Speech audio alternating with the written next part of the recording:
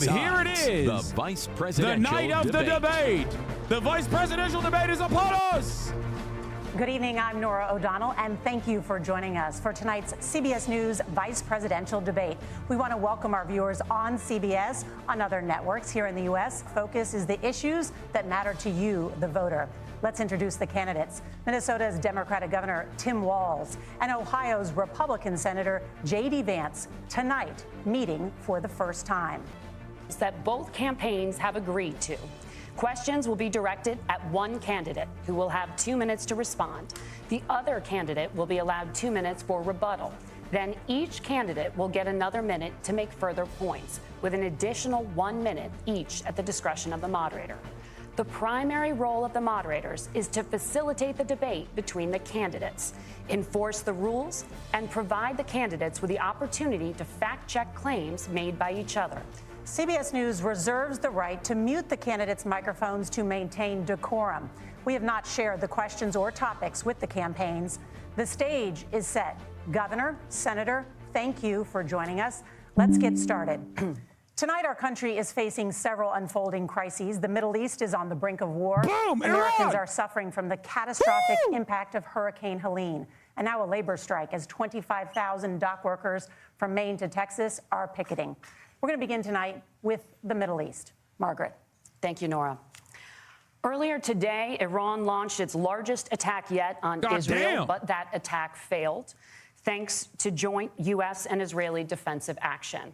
President Biden has deployed more than 40,000 U.S. military personnel and assets to that region over the past year to try to prevent a regional war. Thank God. Iran is weakened, but the U.S. still considers it the largest state sponsor of terrorism in the world, and it has drastically reduced the time it would take to develop a nuclear weapon. It is down now to 1 or 2 weeks' time. Governor Walz, if you were the final voice in the Situation Room, would you support or oppose a preemptive strike by Israel on Iran? You have 2 minutes. Well, thank you, and thank you for those joining at home tonight. Let's keep in mind where this started. October 7th, Hamas terrorists massacred over 1,400 Israelis and took prisoners. Israel's ability to be able to defend itself is absolutely fundamental. Getting its hostages back, fundamental, and ending the humanitarian crisis in Gaza. But the expansion of Israel and its proxies is an absolute fundamental necessity for the United States to have the steady leadership there. You saw it experienced today, where along with our Israeli partners and our coalition, able to stop the incoming attack. But what's fundamental here is that steady leadership is going to matter. It's clear, and the world saw it on that debate stage a few weeks ago, a nearly 80-year-old Donald Trump talking about crowd sizes is not what we need in this moment. But it's not just that. It's those that were closest to Donald Trump that understand how dangerous he is when the world is this dangerous. His chief of staff, John Kelly, said that he was the most flawed human being he'd ever met. And both of his secretaries of defense and his national security advisors said he should be nowhere near the White House. Now, the person closest to them, Donald Trump, said he's unfit for the highest office. That was Senator Vance. What we've seen out of Vice President Harris is we've seen steady leadership. We've seen a calmness that is able to draw on the coalitions to bring them together. Understanding that our allies matter. When our allies see Donald Trump turn towards Vladimir Putin, turn towards North Korea, when we start to see that type of fickleness around holding the coalitions together, we will stay committed. And as the Vice President said today we will protect our forces and our allied forces, and there will be consequences. Governor, your time is up. Senator Vance, the same question. He didn't even bring up Palestinians, dude. A preemptive strike by Israel on Iran. You have 2 minutes. So, Margaret, I want to answer the question. First of all, thanks, Governor. Thanks to CBS for hosting the debate. And thanks, most importantly, to the American people who are watching this evening and caring enough about this country to pay attention to this vice presidential debate. I want to answer the question, but I want to actually give an introduction to myself a little bit because I recognize a lot of Americans don't know who either one of us are. I was raised in a working class family. My mother required food assistance for periods of her life. My grandmother required Social Security help to raise me, and she raised me in part because my own mother struggled with addiction for a big chunk of my early life. I went to college on the GI Bill after I enlisted in the Marine Corps and served in Iraq. And so I stand here asking to be your vice president with extraordinary gratitude for this country, for the American dream that made it possible for me to live my dreams. And most importantly, I know that a lot of you are worried about the chaos in the world and the feeling that the American dream is unattainable. I want to try to convince you tonight over the next 90 minutes that if we get better leadership in the White House, if we get Donald Trump back in the White House, the American dream is going to be attainable once again. Now, to answer this particular question, we have to remember that as much as Governor Walz just accused Donald Trump of being an agent of chaos, Donald Trump actually delivered stability in the world, and he did it by establishing effective deterrence. People were afraid of stepping out of line. Iran, which launched this attack, has received over $100 billion in unfrozen assets thanks to the Kamala Harris administration. What do they use that money for? They use it to buy weapons that they're now launching against our allies, and God forbid, potentially launching against the United States as well. Donald Trump recognized that for people to fear the United States, you needed peace through strength. They needed to recognize that if they got out of line, the United States global leadership would put stability and peace back in the world. Now, you asked about a preemptive strike, Margaret, and I want to answer the question. Look, it is up to Israel what they think they need to do to keep their country safe, and we should support our allies wherever they are when they're fighting the bad guys. I think that's the right approach to take with the Israel question. Thank you, Senator. Governor Walz, do you care to respond to any of the allegations? Well, look, Donald Trump was in office. We'll sometimes hear a revisionist history, but when Donald Trump was in office, it was Donald Trump who we had a coalition of nations that had boxed Iran's nuclear program in, the inability to advance it. Donald Trump pulled that program and put nothing else in its place. So Iran is closer to a nuclear weapon than they were before because of Donald Trump's fickle leadership. And when Iran shot down an American aircraft in international airspace, Donald Trump tweeted, because that's the standard diplomacy of Donald Trump. And when Iranian missiles did fall near U.S. troops and they received traumatic brain injuries, Donald Trump wrote it off as headaches. Look, our allies understand that Donald Trump is fickle. He will go to whoever has the most flattery or where it makes sense to him. Steady leadership like you witnessed today, like you witnessed in April. Both Iranian attacks were repelled. Our coalition is strong, and we need the steady leadership that Kamala Harris is providing.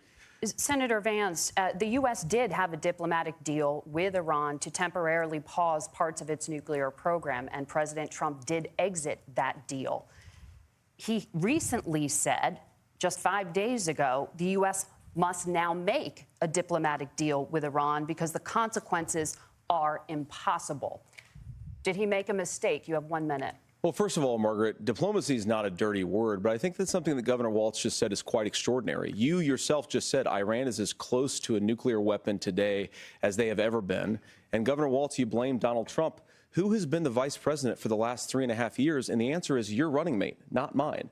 Donald Trump consistently made the world more secure. Now, we talk about the sequence of events that led us to where we are right now, and you can't ignore October the 7th, which I appreciate Governor Walz bringing up. But when did Iran and Hamas and their proxies attack Israel? It was during the administration of Kamala Harris. So Governor Walz can criticize Donald Trump's tweets, but effective, smart diplomacy and peace through strength is how you bring stability back to a very broken world. Donald Trump has already done it once the Republican before. side is cooking on this issue. When was the last time, I'm 40 years old, when was the last time that an American president didn't have a major conflict break out? The only answer is during the 4 years that Donald Trump was president.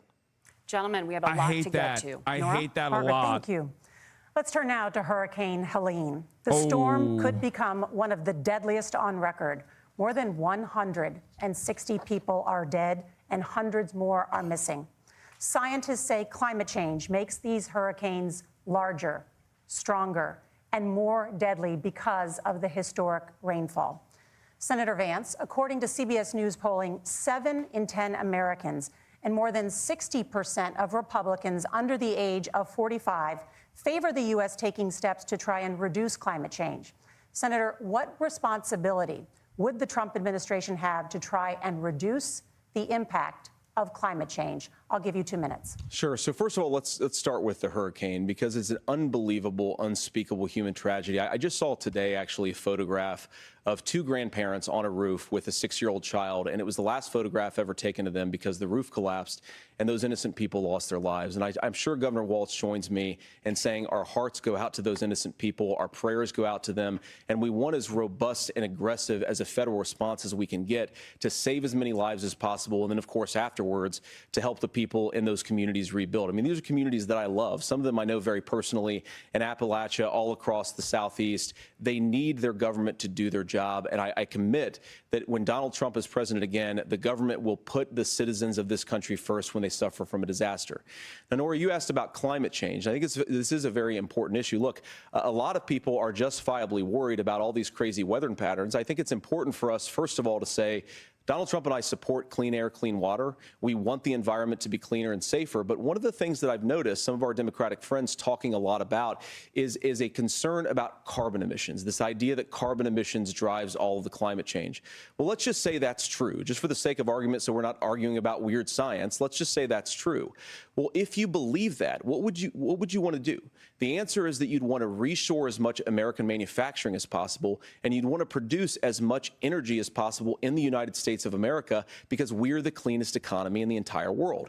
What have Kamala Harris's policies actually led to? More energy production in China, more manufacturing overseas, more doing business in some of the dirtiest parts of the entire world. And when I say that, I mean the amount of carbon emissions they're doing per unit of economic output. So if we actually care about getting cleaner air and cleaner water, the best thing to do is to double down and invest in American workers and the American people. And unfortunately, Kamala Harris has done exactly the opposite. Governor Walz, you have 2 minutes to respond. Well, we got close to an agreement because all those things are happening. Look, first of all, it is a horrific tragedy with this hurricane, and my heart goes out to the folks that are down there in contact with the governors. I serve as co-chair of the Council of Governors as we work together on these emergency managements. Governors know no partisanship. They work together so all of the governors and the emergency responders are on the ground. Those happen on the front end. The federal government comes in, makes sure they're there to that we recover, but we're still in that phase where we need to make sure that they're staying there, staying focused. Now, look, coming back to the climate change issue, there's no doubt this thing roared onto the scene faster and stronger than anything we've seen. Senator Vance has said that there's a climate problem in the past. Donald Trump called it a hoax and then joked that these things would make more beachfront property to be able to invest in. What we've seen out of the Harris administration now, the Biden-Harris administration, is we've seen this investment. We've seen massive investments, the biggest in global history that we've seen in the Inflation Reduction Act, has created jobs all across the country. 2,000 in Jeffersonville, Ohio, taking the EV technology that we invented and making it here. 200,000 jobs across the country. The largest solar manufacturing plant in North America sits in Minnesota. But my farmers know climate change is real. They've seen 500-year droughts, 500-year floods back to back. But what they're doing is adapting, and this has allowed them to tell me, look, I harvest corn, I harvest soybean, and I harvest wind. We are producing more natural gas and more oil at any time than we ever have. We're also producing more clean energy. So the solution for us is to continue to move forward, that climate change is real. Reducing our impact is absolutely critical, but this is not a false choice. You can do that at the same time you're creating the jobs that we're seeing all across the country. That's exactly what this administration has done. We are seeing us becoming an energy superpower for the future, not just the current. And that's what absolutely makes sense. And then we start thinking about how do we mitigate these disasters. Thank you. Senator, I want to give you an opportunity to respond there. The governor mentioned that President Trump has called climate change a hoax. Do you agree? Well, look, what the president has said is that if the Democrats, in particular Kamala Harris and her leadership, if they really believe that climate change is serious, what they would be doing is more manufacturing and more energy production in the United States of America, and that's not what they're doing. So clearly, Kamala Harris herself doesn't believe her own rhetoric on this. If she did, she would actually agree with Donald Trump's energy policies. Now, something Governor Walz said I think is important to touch upon, because when we talk about clean energy, I think that's a slogan that often the Democrats Democrats will use here. And I'm talking, of course, about the Democratic leadership. And the real issue is that if you're spending hundreds of millions or even billions of dollars of American taxpayer money on solar panels that are made in China, number one, you're going to make the economy dirtier. We should be making more of those solar panels here in the United States of America. Some of them are, Tim, but a lot of them are being made overseas in China, especially the components that go into those solar panels. So if you really be like, yo, your people don't want the Green New Deal, suck my invest dick. in more energy production. We haven't built a nuclear facility, I think, one in the past 40 years. Senator. Natural gas, we got to invest more in it. Kamala Harris has done the opposite. That's raised energy prices and also meant that we're doing Senator, worse by the climate. your time is up. Governor, would you like to respond? Well, look, we're producing more natural gas than we ever have. There's no moratorium on that. We're producing more oil. But the folks know, and like I said again, these are not liberal folks. These are not folks that are Green New Deal folks. These are farmers that have been drought one year, massive flooding the next year. They understand that it makes sense. Look, our number one export cannot be topsoil from erosion from these massive storms. We saw it in Minnesota this summer. And thinking about how do we respond to that, we're thinking ahead on this. And what Kamala Harris has been able to do in Minnesota, we're starting to weatherproof some of these things. The infrastructure law that was passed allows us to think about mitigation in the future. How do we make sure that we're protecting by burying our power lines? How do we make sure that we're protecting lakefronts and things that we're seeing more and more of? But to call it a hoax and to take the oil company executives to Mar-a-Lago, say, give me money for my campaign, and I'll let you do whatever you want. We can be smarter about that, and an all-above energy policy is exactly what she's doing, creating those jobs right here. Governor, your time is up. The overwhelming consensus among scientists is that the Earth's climate is warming at an unprecedented rate. Margaret? Thank you, Nora. We're going to turn now to immigration. The crisis at the U.S.-Mexico border consistently ranks as one of the top issues for American voters. Senator Vance, your campaign is pledging to carry out the largest mass deportation plan in American history and to use the U.S. military to do so. Could you be more specific about exactly how this will work? For example, would you deport parents who have entered the U.S. illegally and separate them from any of their children who were born on U.S. soil? Good question. So first of all, Margaret, before we talk about deportations, we have to stop the bleeding. We have a historic immigration crisis because Kamala Harris started and said that she wanted to undo all of Donald Trump's border policies. 94 executive orders suspending deportations, decriminalizing illegal aliens, massively increasing the asylum fraud that exists in our system. That has opened the floodgates. And what it's meant is that a lot of fentanyl is coming into our country. I had a mother who struggled with opioid addiction and has gotten clean. I don't want people who are struggling with addiction to be deprived of their second chance because Kamala Harris let in fentanyl into our communities at record levels. So you've got to stop the bleeding. You've got to re-implement Donald Trump's border policies, build the wall, re-implement deportations. And that gets me to your point, Margaret, about what do we actually do? So we've got 25 million illegal aliens who are here in the country. What do we do with them? I think the first thing that we do is we start with the criminal migrants. About 1 million of those people have committed some form of crime in addition to crossing the border illegally. I think you start with deportations on those folks. And then I think you make it harder for illegal aliens to undercut the wages of American workers. A lot of people will go home if they can't work for less than minimum wage in our own country. And by the way, that'll be really good for our workers who just want to earn a fair wage for doing a good day's work. And the final point, Margaret, is you ask about family separation. Right now in this country, Margaret, we have 320,000 children that the Department of Homeland Security has effectively lost. Some of them have been sex trafficked. Some of them hopefully are at homes with their families. Some of them have been used as drug trafficking mules. The real family separation policy in this country is unfortunately Kamala Harris's wide open southern border. What? I'd ask my fellow Americans to remember when she came into office, she said she was going to do this. No real fact leadership checks. would be saying, you know what? No fact checks on this We're going debate, to go back chat. to Donald Trump's border policies. I wish that she would do that. It would be good for all of us. Governor, do you care to respond to any of those specific allegations, including that the vice president is, quote, letting in fentanyl and using kids as drug mules, among other things regarding children? the drug mule is not true, but I will say about this, about the fentanyl, because this is a crisis of this, the opioid crisis. And the good news on this is the last 12 months saw the largest decrease in opioid deaths in our nation's history. Brian Kilmeade. 30% decrease in Ohio. But there's 80% still more Americans. work to do. But let's 80 go to back 90% to this of on fentanyl. immigration. Kamala Harris was 80 the to 90% Attorney of General drug apprehensions of the are largest American state, the citizens. border state in California. She's the only person in this race Fuck! who prosecuted transnational gangs He's for human repeating trafficking Kamala and drug interventions. Boxsteaks! But look, we all want to solve this. Most of us want to solve this, and that is the United States Congress. That's the Border Patrol agents. That's the Chamber of Commerce. That's most Americans out here. That's why we had They're gonna the lose, fairest bro. and the toughest bill on They're gonna immigration lose. that this nation's seen. I think they It might was lose. crafted by a conservative senator from Oklahoma, James Langford. I know him. He's super conservative. Not very but he's a man of consequential, principle, luckily, wants to the get it VP done. debate, but- Democrats and Republicans worked on this piece of legislation. The Border Patrol said, this is what we need in here. These are the experts. And the Chamber of Commerce and the Wall Street Journal said, pass this thing. Kamala Harris helped get there. 1,500 new border agents. Detection for drugs. DOJ money to speed up these the adjudications on this, just what America wants.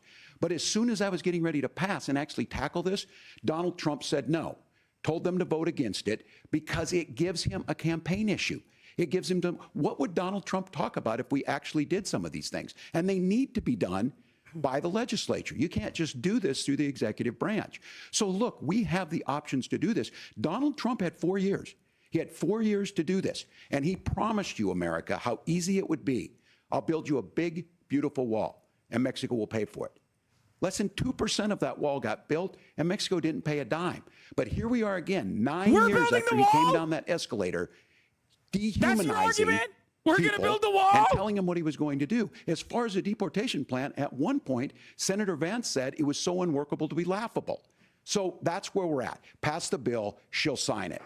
Governor, your time is up. He just Senator, said we're building the wall question and we're was, will you deporting. separate We're the real parents from their deporters. children, We even ain't if their fake like kids are these U.S. fucking citizens? You have pussy-ass 1 minute. liptards on the Margaret, my Republican point is that we already Party. have massive child separations thanks to Kamala Harris's open border. And I didn't accuse Kamala Harris of inviting drug mules. I said that she enabled the Mexican drug cartels to operate freely in this country. And we know that they use children as drug mules, and it is a disgrace, Children? and it has to stop. Children Look, are I the think best what Tim drug said mules. just doesn't pass the smell test. For 3 years, Kamala Harris went out bragging that she was going to undo Donald Trump's border policy. She did exactly that. We had a record number of illegal crossings. We had a record number of fentanyl coming into our country.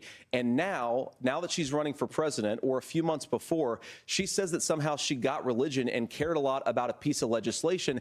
The only thing that she did when she became the vice president, when she became the appointed border czar, was to undo 94 Donald Trump executive actions that opened the border. This problem is leading to massive problems in the United States of America. Parents who can't afford health care, schools that are overwhelmed. It's got to stop, and it will when Donald Trump is president again. Senator, your time is up. Governor, what about our CBS News polling, which does show that a majority of Americans, more than 50%, support mass deportations? I hate this. I hate this debate. Issue It sucks with so a bill that is bad. necessary. But the issue on this is what happens when you don't want to solve it. You demonize it. And we saw this. And Senator Vance, and it surprises me on this, talking about and saying, I will create stories to bring attention to this. That vilified a large number of people who were here legally in the community of Springfield. Why does it matter? You want to build the The wall. Republican governor said, it's not true. Don't do it. There's consequences for this. There's consequences. We could come together. Senator Langford did it. We could come together and solve this if we didn't let Donald Trump continue to make it an issue. And the consequences in Springfield were the governor had to send state law enforcement to escort kindergartners to school. I believe Senator Vance wants to solve this, but by standing with Donald Trump and not working together to find a solution, it becomes a talking point. And when it becomes a talking point like this, we dehumanize and villainize other human beings. Tim, Governor, your time is up. Senator, I'll give you 1 minute, but let me just ask you the question first. The governor has made the point, and I think as a sitting lawmaker, you know that Congress controls the purse strings and any funding. So you have said repeatedly that Donald Trump would, through executive action, solve this. Do you disagree that Congress controls the purse strings and would need to support many of the changes that you would actually want to implement? You have 1 minute. Look, Margaret, first of all, the gross majority of what we need to do at the southern border is just empowering law enforcement to do their job. I've been to the southern border more than our borders are. Kamala Harris has been. And it's actually heartbreaking because the Border Patrol agents, they just want to be empowered to do their job. Of course, additional resources would help. But most of this is about the president and the vice president empowering our law enforcement to say, if you try to come across the border illegally, you've got to stay in Mexico. You've got to go back through proper channels. Now, Governor Walz brought up the community of Springfield, and he's very worried about the things that I've said in Springfield. Look, in Springfield, Ohio, and in communities all across this country, you've got schools that are overwhelmed. You've got hospitals that are overwhelmed. You've got housing that is totally unaffordable because we brought in millions of illegal immigrants to compete with Americans for scarce homes. The people that I'm most worried about in Springfield, Ohio, are the American citizens who have had their lives destroyed by Kamala Harris's open border. It is a disgrace, Tim. And I actually think, I agree with you. I think you want to solve this problem, but I don't think that Kamala Harris does. Senator, your time is up. Governor, you have 1 minute to respond. Yeah, well, it is law enforcement that asked for the bill. They helped craft it. They're the ones that supported it. That's because they know we need to do this. Look, this issue of continuing to bring this up, of not dealing with it, of blaming migrants for everything. On housing, we could talk a little bit about Wall Street speculators buying up housing and making them less affordable, but it becomes a blame. Look, this bill also gives the money necessary to adjudicate. I agree, it should not take 7 years for an asylum claim to be done. This bill gets it done in 90 days. Then you start to make a difference in this, and you start to adhere to what we know, American principles. I don't talk about my faith a lot, but Matthew 25:40 talks about, to the least amongst us you do unto me. I think that's true of most Americans. They simply want order to it. This bill does it. It's funded. It's supported by the people who do it, and it lets us keep our dignity. Thank God, dude. This bill is approved by Christian God. And just to clarify for our viewers, Springfield, Ohio does have a large number of Haitian migrants who have legal status. Temporary protected status. Well, Margaret, but the moderators are helping Tim Walz. I think it's important because we're going to turn now to the economy. Thank you. Margaret, the rules were that you guys weren't going to fact check. And since you're fact checking me, I think it's important to say what's actually going on. So there's an application called the CBP One app where you can go on as an illegal migrant, apply for asylum or apply for parole, and be granted legal status at the wave of a Kamala Harris open border wand.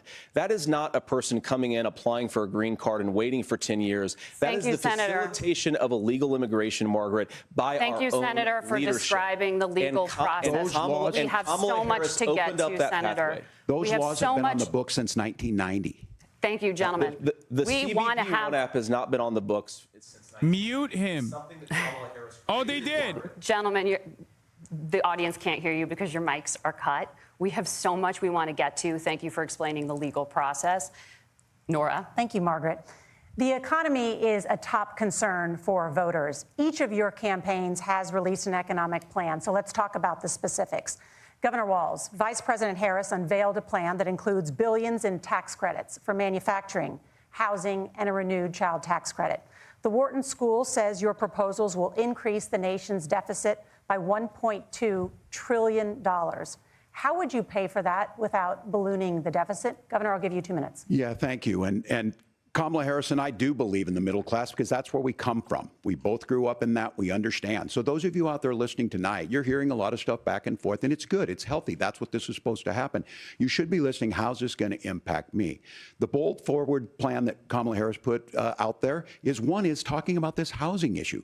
The one thing is there's 3 million new houses proposed under this plan with down payment assistance on the front end to get you in a house. A house is much more than just an asset to be traded somewhere. It's foundational to where you're at. And then making sure that the things you buy every day, whether they be prescription drugs or other things, that there's fairness in that. Look, the $35 insulin is a good thing, but it costs $5 to make insulin.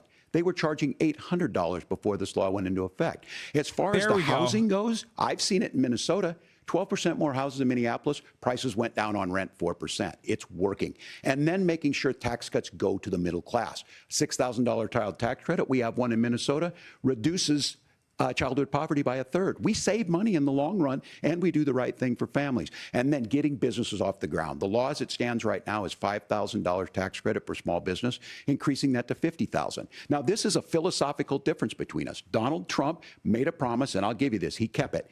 He took folks to Mar-a-Lago, said, you're rich as hell, I'm going to give you a tax cut. He gave the tax cuts that predominantly went to the top class. What happened there was an $8 trillion increase in the national debt, the largest ever. Now he's proposing a 20% consumption or sales tax on everything we bring in.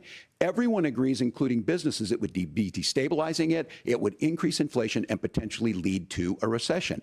Look, this is simple for you. Where are we going? Kamala Harris has said to do the things she wants to do, we'll just ask the wealthiest to pay their fair share. When you do that, our system works best, more people are participating in it, and folks have the things that they need.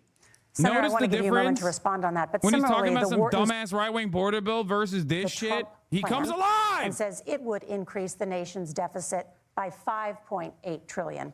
Fuck! My question is the same for you. How do you pay for all that without ballooning the deficit? I'll give you 2 minutes. Well, first of all, you're going to hear a lot from Tim Walz this evening, and you just heard it in the answer, a lot of what Kamala Harris proposes to do. And some of it, I'll be honest with you, it even sounds pretty good. Here's what you won't hear, is that Kamala Harris has already done it. Because she's been the vice president for 3.5 years. She had the opportunity to enact all of these great policies, and what she's actually done instead is drive the cost of food higher by 25%, drive the cost of housing higher by about 60%, open the American southern border and make middle-class life unaffordable for a large number of Americans. If Kamala Harris has such great plans for how to address middle-class problems, then she ought to do them now. Not when asking for a promotion, but in the job the American people gave her 3.5 years ago. And the fact that she isn't tells you a lot about how much you can trust her actual plans. Now, Donald Trump's economic plan is not just a plan, but it's also a record. A lot of those same economists attack Donald Trump's plans, and they have PhDs, but they don't have common sense and they don't have wisdom. Because Donald Trump's economic policies to deliver the highest take-home pay in a generation in this country, 1.5% inflation, and to boot, peace and security all over the world. So when people say that Donald Trump's economic plan doesn't make sense, I say look at the record. He delivered rising take-home pay for American workers.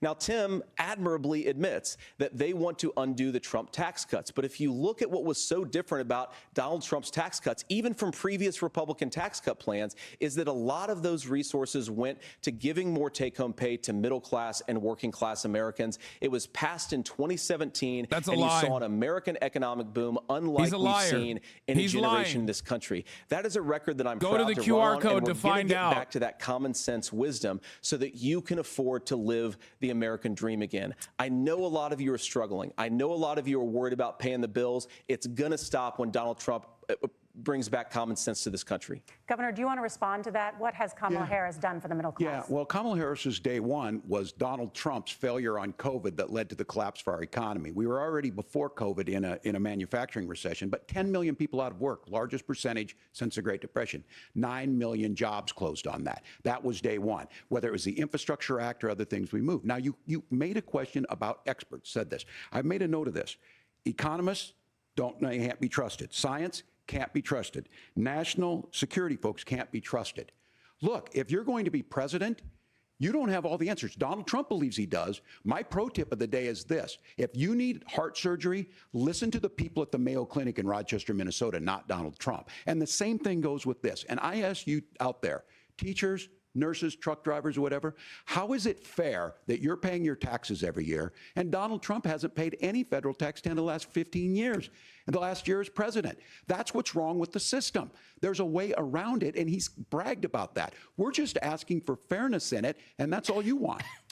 You have a minute. Governor, you say trust the experts. But those same experts for 40 years said that if we shipped our manufacturing base off to China, we'd get cheaper goods. They lied about that. They said if we shipped our industrial base off to other countries, to Mexico and elsewhere, it would make the middle class stronger. They were wrong about that. They were wrong about the idea that if we made America less self-reliant, less productive in our own nation, that it would somehow make us better off, and they were wrong about it. And for the first time in a generation, Donald Trump had the wisdom and the courage to say to that bipartisan consensus, we're not doing it anymore. We're bringing American manufacturing back. We're unleashing American energy. We're going to make more of our own stuff. And this isn't just an economic issue. I mean, I've got 3 beautiful little kids at home, 7, 4, and 2, and I love them very much, and I hope they're in bed right now.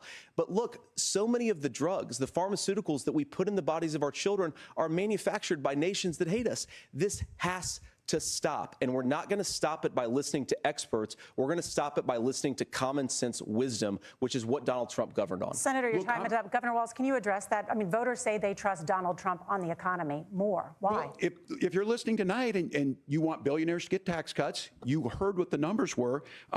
Look, I'm a union guy on this. I'm not a guy who wanted to ship things overseas, but I understand that, look, we produce soybeans and corn. We need to have fair trading partners. That's something that we believe in. I think the thing that most concerns me on this is Donald Trump was the guy who created the largest trade deficit in American history with China. So the rhetoric is good. Much of what the senator said right there, I'm in agreement with him on this. I watched it happen too. I watched it to my communities, and we talked about that. But we had people undercutting the right to collectively bargain. We had right to work states made it more difficult. We had companies that were willing to ship it over, and we saw people profit. Folks that are venture capital in some cases, putting money into companies that were overseas. Say it like his daddy. We're in agreement that we bring those home. The like issue his is daddy. Donald Trump is talking about it. He's Kamala a blood Harris boy has a for record Peter Thiel. Attack 250,000 more him. manufacturing You fucking jobs pussy. just out of the IRA. May I respond to that? Yes. Attack So him! I appreciate that. So if you notice, what Governor Walz just did is he said, first of all, Donald Trump has to listen to the experts. And then when he acknowledged that the experts screwed up, he said, well, Donald Trump didn't do nearly as good of a job as the statistics that's a show gross generalization. that he did. So what Tim Walz is doing, and I honestly, Tim, I think you got a tough job here, because you've got to play whack-a-mole. You've got to pretend that Donald Trump didn't deliver rising take-home pay, which of course he did. You've got to pretend that Donald Trump didn't deliver lower inflation, which of course he did. And then you simultaneously got to defend Kamala Harris's atrocious economic record, which has made gas, groceries, and housing unaffordable for American citizens. I was raised by a woman who would sometimes go into medical debt so that she could put food on the table in our household. I know what it's like to not be able to afford the things that you need to afford. We can do so much better. To all of you watching, we can get back to an America that's affordable again. We just got to get back to common sense economic principles. I hope we have a conversation on health care then. Senator, Governor. Please. Thank you. Margaret? We have a lot to get to ahead, gentlemen, on many topics. But right now, I want to talk about personal qualifications. The vice president is often the last voice the president hears before making consequential decisions. We want to ask you about your leadership qualities. Governor Walz, you said you were in Hong Kong during the deadly Tiananmen Square protests in the spring of 1989. But Minnesota Public Radio and other media outlets are reporting that you actually didn't travel to Asia until August of that year. Can you explain that discrepancy? Yeah, well, and to the folks out there who didn't get at the top of this, look, I grew up in small rural Nebraska, town of 400, town that you rode your bike with your buddies till the streetlights come on, and I'm proud of that service. I joined the National Guard at 17, worked on family farms, and then I used the GI Bill to become a teacher, passionate about it, a young teacher. My first year out, I got the opportunity in the summer of '89 to travel to China. 35 years ago, be able to do that. I came back home and then started a program to take young people there. We would take basketball teams, we would take baseball teams, we would take dancers, and we would go back and forth to China. The issue for that was to try and learn. Now look, my community knows who I am. They saw where I was at. Look, I will be the first to tell you, I have poured my heart into my community. I've tried to do the best I can, but I've not been perfect. And I'm a knucklehead at times, but it's always been about that. Those same people elected me to Congress for 12 years. And in Congress, I was one of the most bipartisan people, working on things like farm bills that we got done, working on veterans benefits. And then the people of Minnesota were able to elect me to governor twice.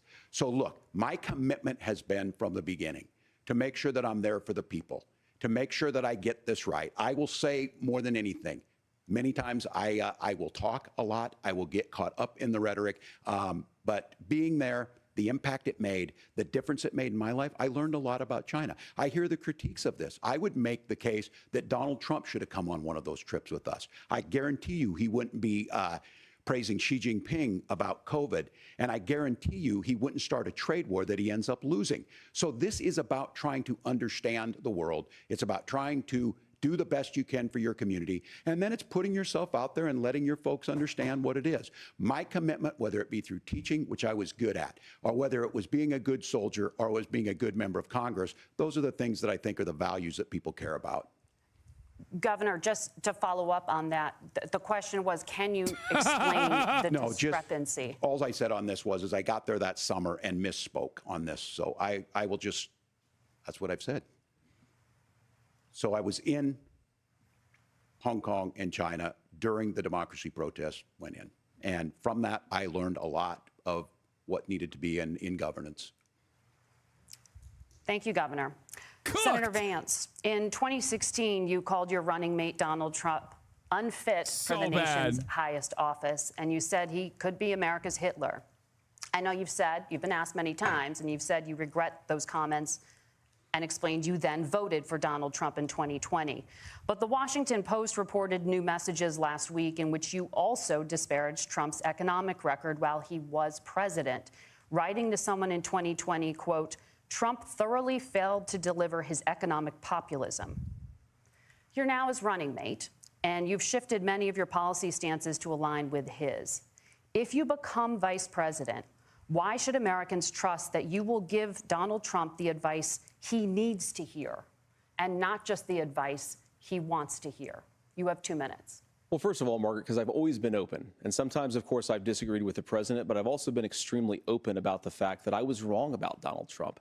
I was wrong, first of all, because I believed some of the media stories that turned out to be dishonest fabrications of his record.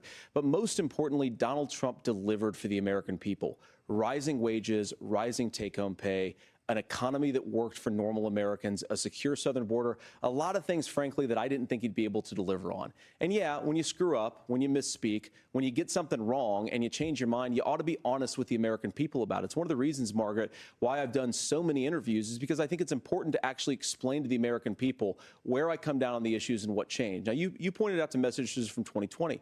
Margaret, I've been extremely consistent that I think there were a lot of things that we could have done better in the Trump administration the first round if Congress was doing its job. I strongly believe, and I've been a United States Senator, that Congress is not just a high-class debating society. It's not just a forum for senators and congressmen to whine about problems. It's a forum to govern. So there were a lot of things on the border, on tariffs, for example, where I think that we could have done so much more if the Republican Congress and the Democrats in Congress had been a little bit better about how they govern the country. They were so obsessed with impeaching Donald Trump, they couldn't actually govern. And I want to talk about this tariff issue in particular, Margaret, because Tim just accused this of being a national sales tax.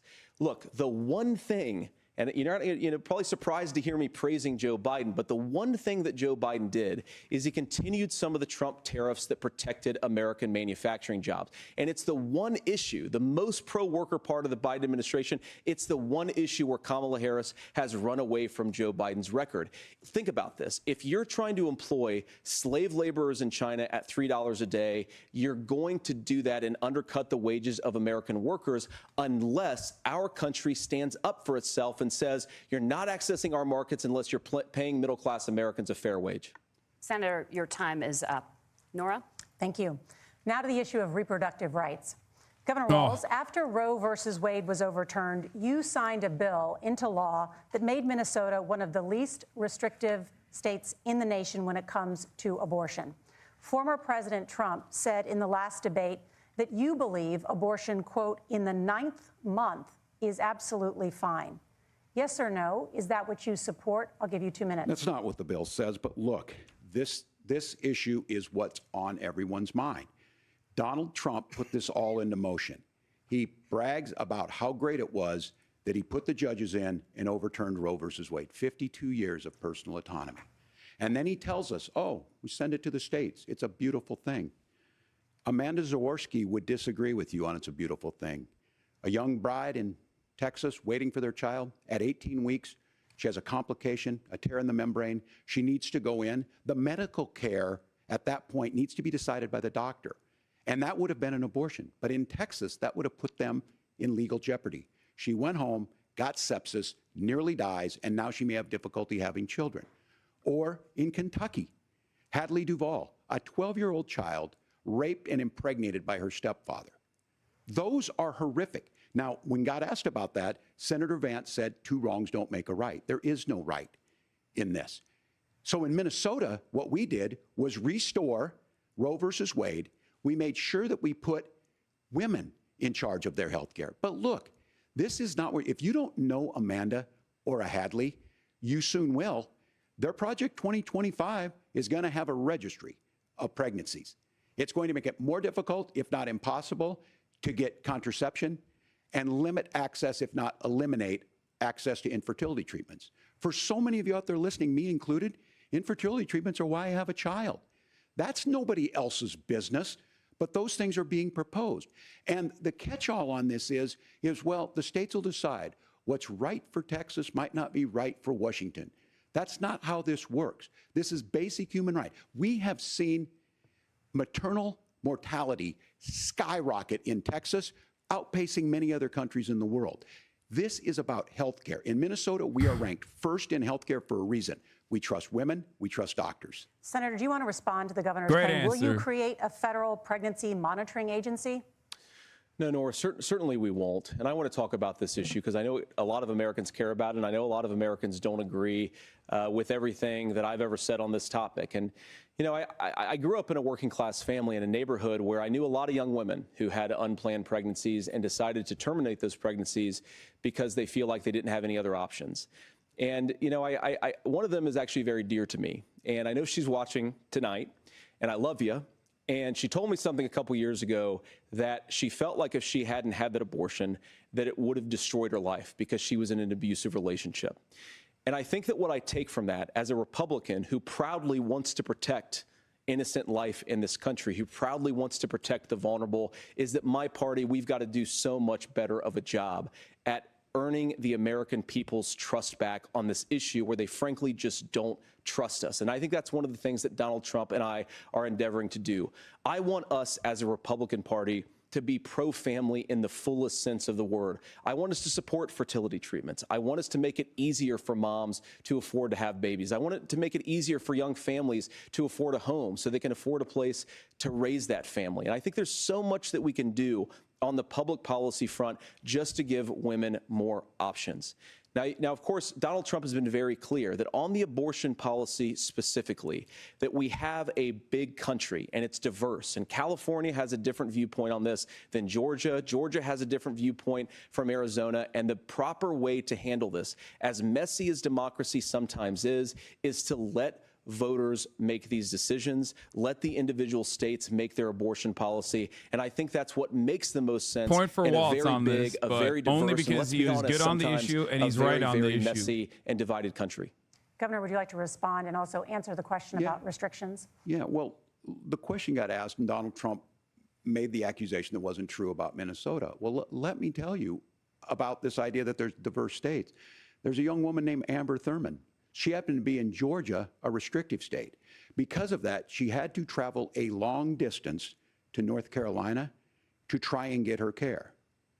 Amber Thurman died in that journey back and forth. The fact of the matter is, how can we as a nation say that your life and your rights, as basic as the right to control your own body, Vance hates is abortion because his determined mom on would have geography? gotten one if There's a she knew very how he'd real be chance is a that banger. Amber Thurman lived in Minnesota, she would be alive today. That's why the restoration of Roe versus Wade. When you listen to Vice President Harris talk about this subject and you hear me talk about it, you hear us talking exactly the same. Donald Trump is trying to figure out how to get the political right of this. I agree with a lot of what Senator Vance said about what's happening. His running mate, though, does not, and that's the problem. Governor, your time is up. Senator, let me ask you about that. He mentioned, it was, I think, referring to a Just national fucking ban. say, In the what about past, you states' have rights for supported slavery, a man? These federal guys are ban fucking on ridiculous, abortion okay? after Just 15 weeks. end the conversation. In fact, you said if someone can't support legislation like that, quote, you are making the United States the most barbaric pro-abortion regime anywhere in the entire world. My question is, why have you changed your position? Well, Nora, first of all, I never supported a national ban. I did when I was running for Senate in 2022 talk about setting some minimum national standard. For example, we have a partial birth abortion ban in place in this country at the federal level. I don't think anybody's trying to get rid of that, or at least I hope not, though I know that Democrats have taken a very radical pro-abortion stance. But Nora, you know, one of the things that changed is in the state of Ohio, we had a referendum in 2023, and the people of Ohio voted overwhelmingly, by the way, against my position. And I think that what I learned from that, Nora, is that we've got to do a better job at winning back people's trust. So many young women would love to have families. So many young women also see an unplanned pregnancy as something that's going to destroy their livelihood, destroy their education, destroy their relationships. And we have got to earn people's trust back. And that's why Donald Trump and I are committed to pursuing pro-family policies, making childcare more accessible, making fertility treatments more accessible, because we've got to do a better job at that. And that's what real leadership is. Governor, your response. I'm going to respond on the pro-abortion piece of that. No, we're not. We're pro-women. We're pro-freedom to make your own choice. We know what the implications are to not be that. Women having miscarriages, women not getting the care, physicians feeling like they may be prosecuted for providing that care. And as far as making sure that we're educating our children and giving them options, Minnesota's a state with one of the lowest teen pregnancy rates. We understand that too. We know that the options need to be available, and we make that true. We also make it, we're a top 3 state for the best place to raise children. But these two things, to try and say that we're pro-children, but we don't like this, or you guys are pro-abortion, that's not the case at all. We are pro-freedoms for women to make their choices, and we're going, and Kamala Harris is making the case, to make options for children more affordable, a $6,000 child tax credit, but we're not going to base that on the backs of making someone like Amber Thurman drive 600 miles to try and get health care. Senator? May I respond to that? First of all, Governor, I agree with you. Amber Thurman should still be alive, and there are a lot of people who should still be alive, and I certainly wish that she was. And maybe you're free to disagree with me on this and explain this to me, but as I read the Minnesota law that you signed into law, the statute that you signed into law, it says that a doctor who presides over an abortion where the baby survives, the doctor is under no obligation to provide life-saving care to a baby who survives a botched late-term abortion.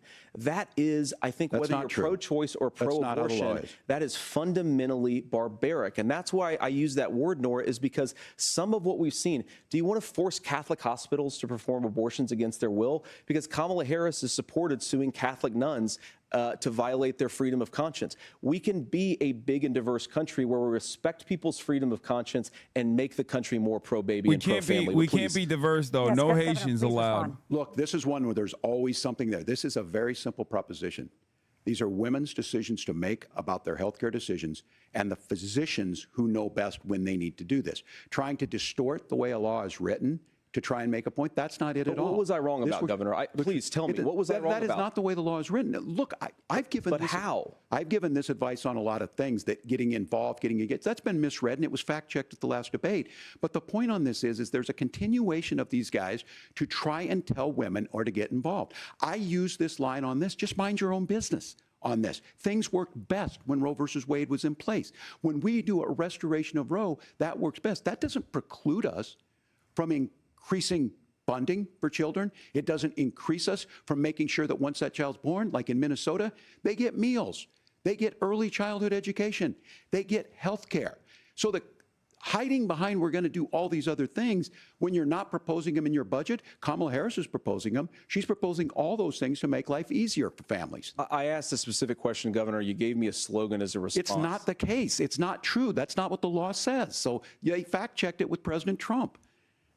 Gentlemen, there's a lot to discuss. We have to move on, and we're going to be right back with much more of the CBS News vice presidential debate in just a moment. I'm done. It's so bad. Is Walz winning or Vance? Dude, first of all, they got this absolute hyena over here to look good. Okay? They did. For a couple different reasons. One, because the format itself actually makes it so that if you are a sincere person, you're going to look like a fucking clown ass, okay? You're going to look like a loser. The format itself, the debate setting in general, especially if you're confident enough in your lies, definitely favors the person who's just like a relentless, shameless fucking liar, okay? Straight up. That's just the truth. What do I mean by this? Tim Walz's like Tiananmen Square moment or whatever the fuck, or what he said about his like record going to war. Like these are genuinely tiny, minuscule flubs in comparison to being like, I don't give a fuck. I made up the lie that Haitians are eating fucking cats and dogs because the media doesn't cover it. Okay? Like that's not even in the same ecosystem. It is not in the same fucking planet. It's not even in the same goddamn it's not in the same universe. Okay? So the idea that these two things are then immediately like placed upon one another as though it's the same level of like lies is ridiculous. But also on top of that, aside from the fucking format, Tim Walz, like I said, is shackled in this structure because he has to fucking defend idiotic propositions. You notice the difference in communication when he's talking about lowering the cost of pharmaceutical prices, lowering the cost of housing. He pops off. When he talks about defending reproductive rights for women, he pops off. Okay? Because his heart is in that. But when he's talking about fucking allowing Israel to do a first strike on Iran, are you fucking kidding me? That was the first question. Like, what a fucking morally bankrupt nation we are. That the first conversation when you know, we have a goddamn apartheid state doing a genocide, opening up a new front, okay, potentially, and escalating regional conflict into all-out nuclear war, potentially. And that's the first question. Will you give Israel the first strike capabilities to fucking nuke Tehran? Like, what are we talking about? The fuck is this morally bankrupt-ass bullshit, dude? We deserve all the bad things, I swear to God. And on that front, he sucked dick. He sucked. He was awful at that fucking answer. He's like, oh, I think Israel has a right to defend itself October 7th. Just carbon copy Kamala Harris's talking points like a goddamn NPC. Same thing with the border proposal. Same thing with the border wall. Tim Walz has been like, the border wall is dumb as fuck when he was, you know, a governor, right? Under the Trump administration. Now he's over here being like, we're the ones who are going to actually push the fucking border wall. Like, what are you talking about, dude? Do you fucking hear yourself? What the hell is going on? Now, overall, I think the format and the statement itself, like the statements coming from jdvance, are pretty solid because he thrives in this environment. He's been doing a lot of contentious adversarial interviews over and over again. He has a lot of experience. Okay? He has a lot of experience on this front, and he's looking better. And not only is he looking better, despite his gross and nervous energy, okay? Despite his gross and nervous, sweaty, perverted energy that he brings to the goddamn table, the debate format favors him. But also, he even looks better than Trump, okay? That's a very significant part of this because, like, if we're having adult conversations, because jdvance is supposed to be the adult, okay, the liberal media trained dipshit, okay, against Tim Walz, like, Tim Walz looks like a silly little yokel who's constantly on the back foot, and jdvance looks like a bloodless monster who's able to communicate his desires better than Trump can. Welcome back to the CBS News vice presidential debate. We want to turn now to America's gun violence epidemic. The leading cause of death for children and teens in America is by firearms. Senator Vance, you oppose most gun legislation that Democrats claim would curb gun violence. You oppose red flag gun laws and legislation to ban certain semi-automatic rifles, including AR-15s. So let me ask you, earlier this year, for the first time, the parents of a school shooter were convicted of involuntary manslaughter. Also, at the top of the hour, there's a 3-minute ad break. I forgot to run it. I'm sorry. I was doing commentary. So subscribe for $6 or for free with a Twitch Prime to avoid those ads. I don't know the full Here details, it is. but I certainly trust local law enforcement and local authorities to make those decisions. I think in some cases the answer is going to be yes, and in some cases the answer is going to be no. You can get gifted a sub as well if you're lucky. Here, of course. For example, if a kid steals a gun, that's going to be different than if a parent hands over a gun knowing that their kid is potentially dangerous. But look, I want to just sort of speak as a father of 3 beautiful little kids, and our oldest is now in 2nd grade. And like a lot of parents, we send our kids to school with such hope and such joy and such pride at their little faces on the first day of school. And we know, unfortunately, that a lot of kids are going to experience this terrible epidemic of gun violence. And of course, our hearts go out to the families that are affected by this terrible stuff. And we do have to do better. This terrible and stuff. I think that Governor Walz and I actually probably agree that we need to do better on this. Stop the question is just, agreeing! how do we actually do it? Stop agreeing with one another. I fucking that hate really you. Bothers me and worries me about this epidemic of violence. No the more gross agreements. majority, close to 90% in Fuck some of the you. statistics I've seen, of the gun violence in this country is committed with illegally obtained firearms. And while we're on that topic, we know that thanks to Kamala Harris's open border, we've seen a massive influx in the number of illegal guns run by the Mexican drug cartel. So that number, the amount of illegal guns in our country is higher today than it was 3.5 years ago. But what do we do about the schools? What do we do to protect our kids? And I think the answer is, and I say this not loving the answer, because I don't want my kids to go to school in a school that feels unsafe or where there are visible signs of security. But I unfortunately think that we have to increase security in our schools. We have to make the doors lock better. We have to make the doors stronger. We've got to make the windows stronger. And of course, we've got to increase school resource officers, because the idea that we can magically wave a wand and take guns out of the hands of bad guys, it just doesn't fit with recent experience. So we've got to make our schools safer. And I think we've got to have some common sense bipartisan solutions for how to do that. Governor, you have 2 minutes. Well, I think all the parents watching tonight, this is your biggest nightmare. Look, I got a 17-year-old, and he witnessed a shooting at a community center playing volleyball. Those things don't leave you. As a member of Congress, I sat in my office surrounded by dozens of the Sandy Hook parents, and they were looking at my 7-year-old picture on the wall. Their 7-year-old were dead, and they were asking us to do something. And look, I'm a hunter. I own firearms. The vice president is. We understand that the Second Amendment is there, but our first responsibility is to our kids to figure this out. In Minnesota, we've enacted enhanced red flag laws, enhanced background checks, and we can start to get data. But here's the problem. If we really want to solve this, we've got folks that won't allow research to be even done on gun violence. And this idea that we should just live with it, and here's what I do think, that this is a good start to the conversation. I 100% believe that Senator Vance hates it when these kids, it's abhorrent and it breaks your heart. I agree with that. But that's not far enough when we know there are things that worked. I've spent time in Finland and seen some Finnish schools. They don't have this happen, even though they have a high gun ownership rate in the country. There are reasonable things that we can do to make a difference. It's not infringing on your Second Amendment. And the idea to have some of these weapons out there, it just doesn't make any sense. Kamala Harris, as an attorney general, worked on this issue. She knows that it's there. No one's trying to scaremonger and say we're taking your guns, but I ask all of you out there, do you want your schools hardened to look like a fort? Is that what we have to go? When we know there's countries around the world that their children aren't practicing these types of drills.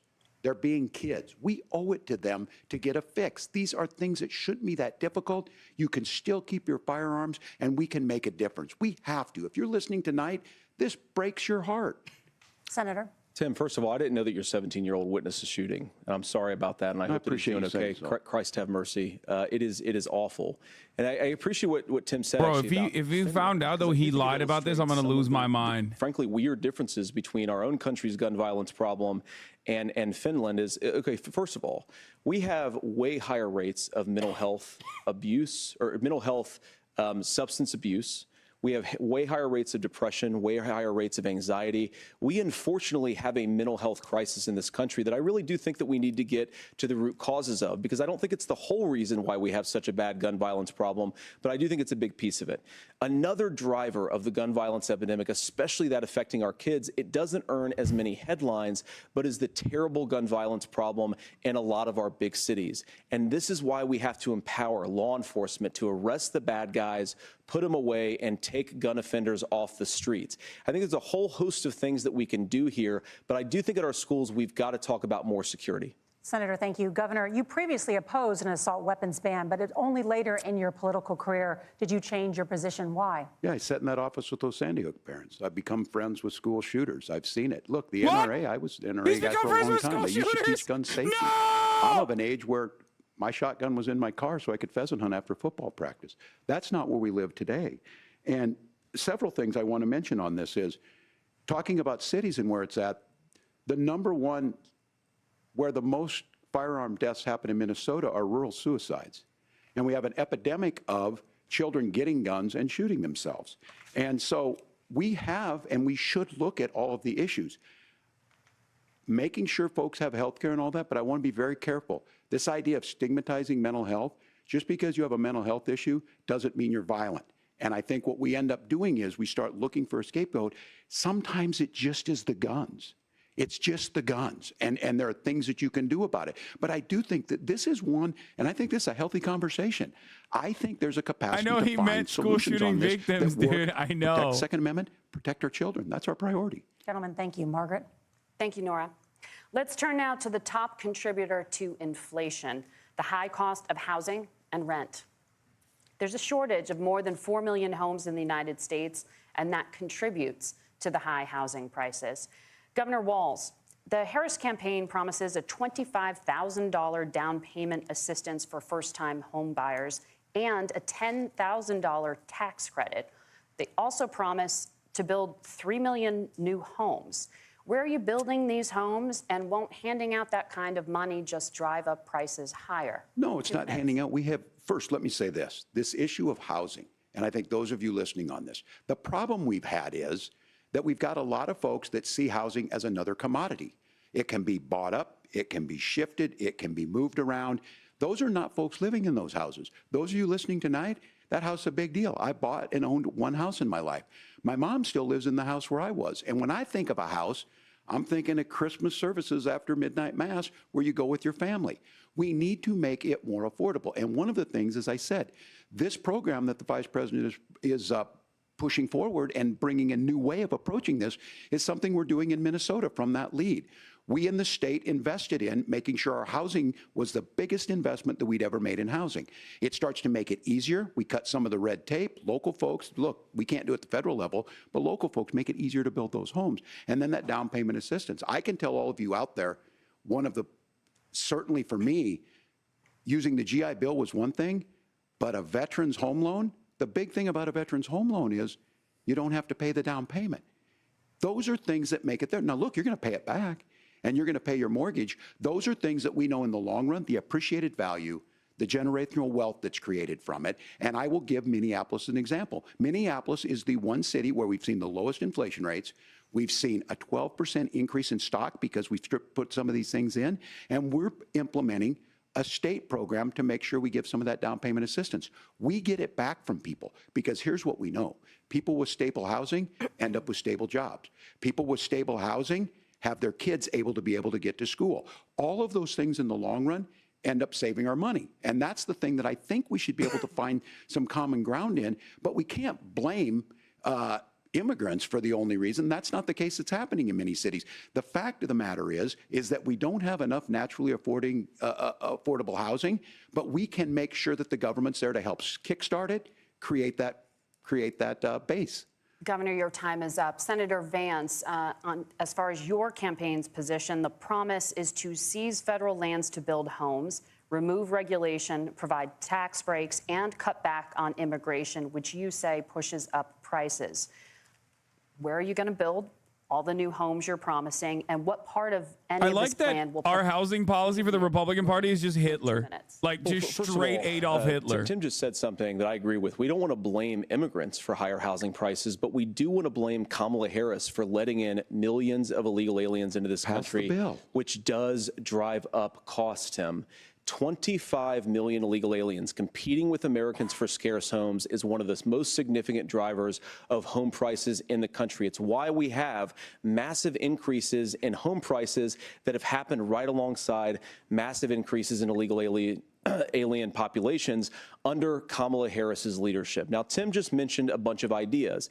Now, some of those ideas I actually think are halfway decent, and some of them I disagree with. But the most important thing here is Kamala Harris is not running as a newcomer to politics. She is the sitting vice president. If she wants to enact all of these policies to make housing more affordable, I invite her to use the office that the American people already gave her, not sit around and campaign and do nothing while Americans find the American dream dream of homeownership completely unaffordable.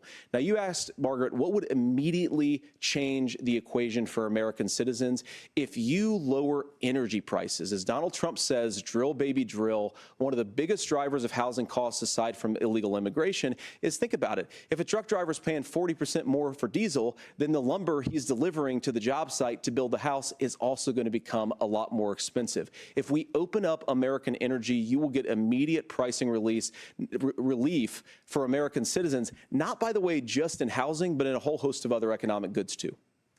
Senator Vance, you still have 23 seconds there. Do you want to answer? Can I have it? Where, yeah.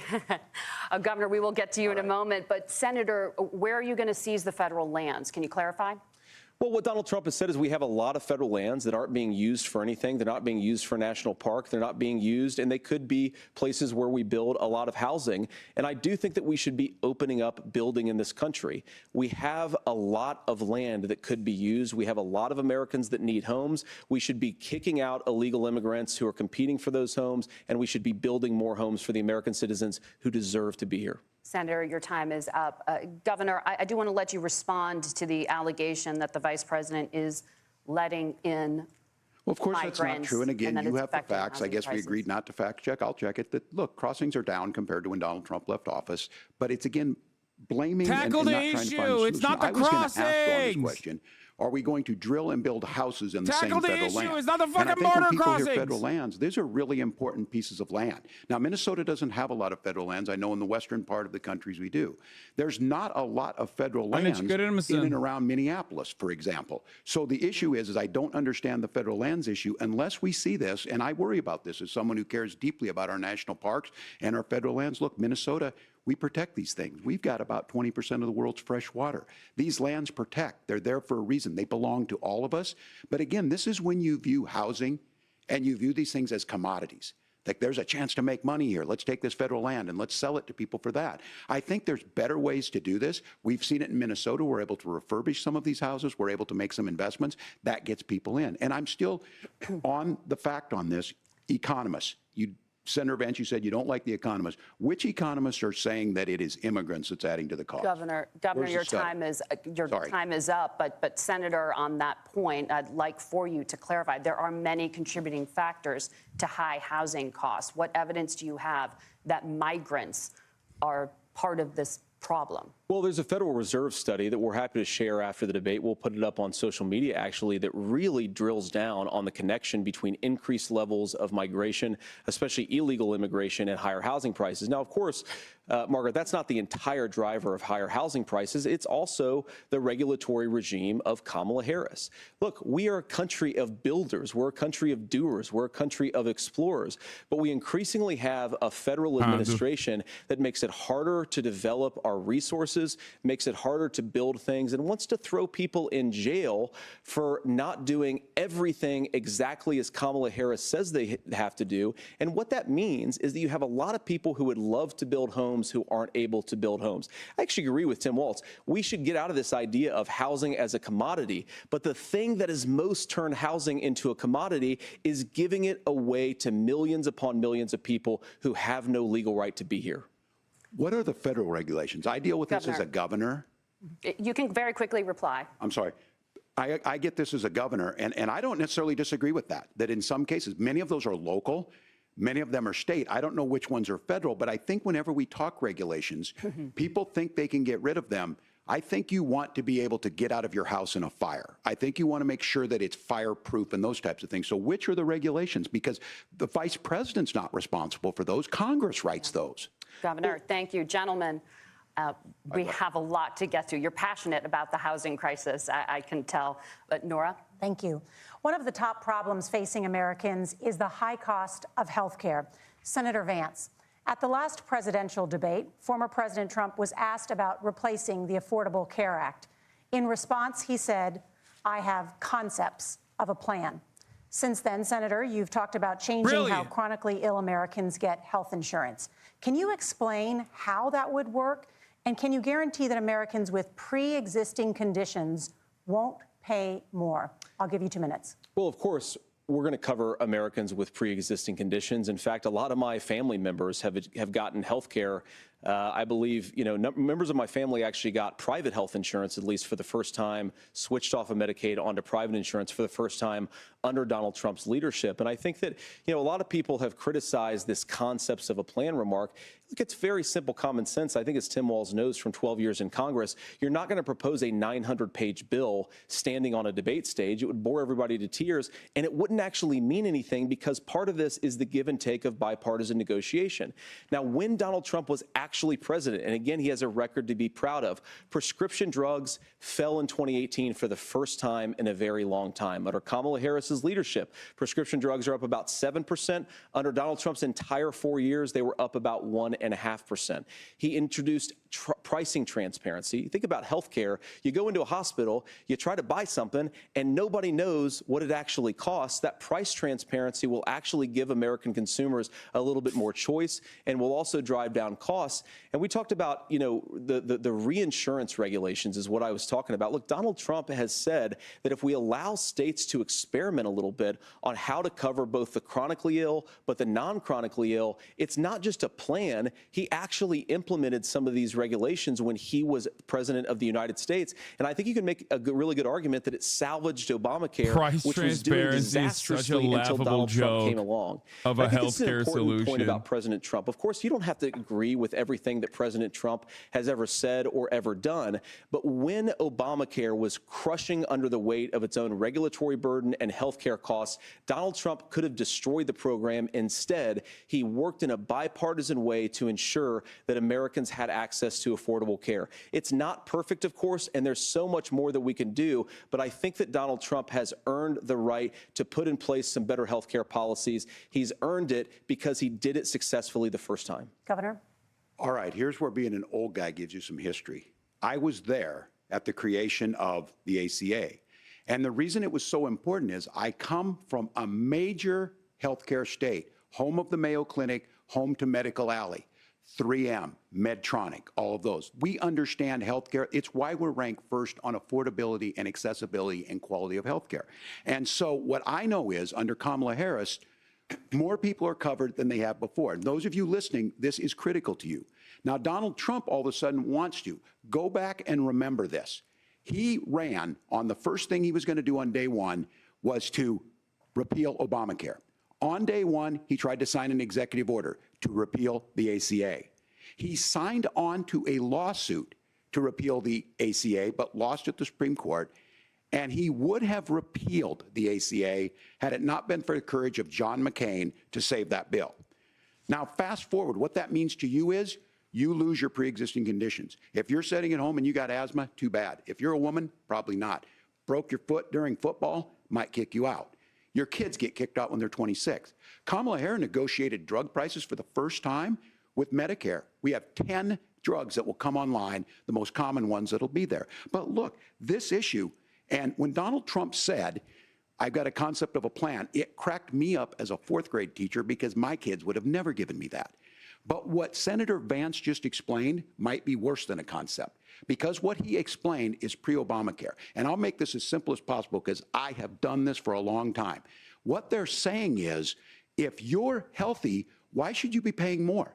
So what they're going to do is let insurance companies pick who they insure because guess what happens? You pay your premium, it's not much.